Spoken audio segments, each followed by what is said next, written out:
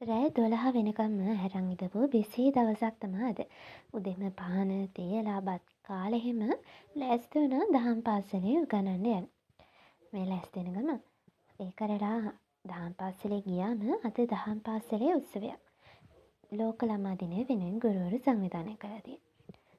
මේ දහම් පාසල් උත්සවයේ අනවුන්සින් වැඩ මං කරේ. ඉතින් මේ අතර ගත්ත ෆොටෝ.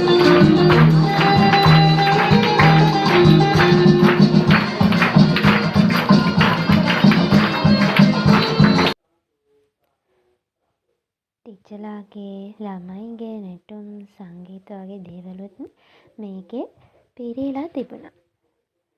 අන්තිමට කොහොම හරි මේ වැඩේත් ඉවර වෙලා දහම් පාසල ඉවර කරලා ගෙදර ගියා. මේ ගෙදර යන ගමන් ඒ කරලා ආයෙ ලෑස්ති වෙලා ගියා අද හවස තියෙන ඉවෙන්ට් එකට ඒ හරිය සුද්ධ කරලා හදන්න.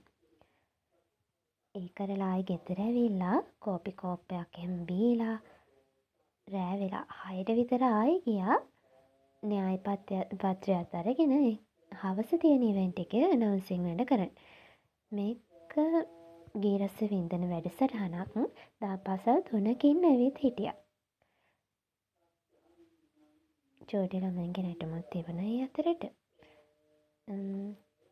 දැන් නම් අද දවසේ ඉවරයි. දැන් 12යි.